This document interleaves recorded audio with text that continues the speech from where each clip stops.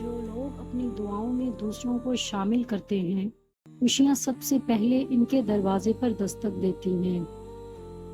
ہر وہ شخص جو آپ کی زندگی میں قدم رکھتا ہے، اس کے آنے کا کوئی نہ کوئی سبب ہوتا ہے۔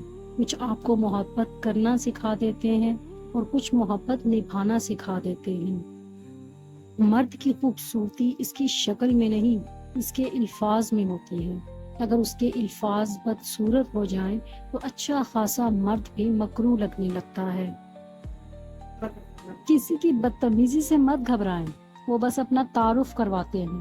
سمجھداری اسی میں ہے کہ آپ انہیں پہچان کر آگے چل دیں۔ رشتے اور تعلق نبھانا ایک فن ہے جس کے لیے انسان کے پاس دولت کا ہونا نہیں بلکہ احساس کا ہونا لازم ہے۔ کبھی ہم چاہ کر بھی کسی کی چاہت میں شامل نہیں ہو سکتے، ہماری کمی ان کو محسوس نہیں ہو سکتی۔ کتنی بھی کوشش کر لیں، اہمیت خریدی نہیں جا سکتی۔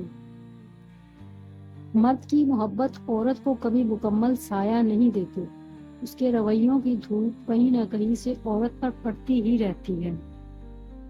جو مل رہا ہے تمہارے لیے بہتر ہے، تم نہیں جانتے، لیکن دینے والا بہتر جانتا ہے۔ بعض اوقات آپ کو خاموش ہونا پڑتا ہے کیونکہ آپ کے الفاظ یہ واضح نہیں کر پاتے کہ آپ کے اندر کیا چل رہا ہے۔ اپنے آپ کو ماضی کا قیدی نہ بناؤ، وہ زندگی کا سبق تھا، کوئی عمر بھر کا ساتھ نہیں۔ لوگوں کو جج کرنا چھوڑ دو، تم نہیں جانتے ہر کوئی اپنے اندر کیسی جنگ لڑ رہا ہے۔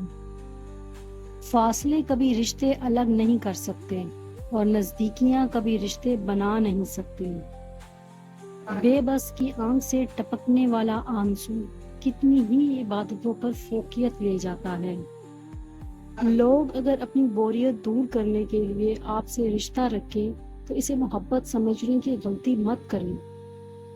پسند کو چھوڑنا اور ناپسند کو قبول کرنا بڑا مشکل ہوتا ہے، اور یہ کر جانا اللہ کے بڑے شکر کا مقام ہے۔ کانو کہتی تھی، ماں بے شک پڑھی لکھی نہ ہو، پر دنیا میں ہر ضروری بات ہم اپنی ماں سے سیکھتے ہیں۔ ہم سفر خوبصورت نہ بھی ہو تو بھی قدر کرنے والا ہونا چاہیے، کیونکہ گھر پیسے اور طاقت سے نہیں بلکہ محبت اور اتفاق سے بنتے ہیں۔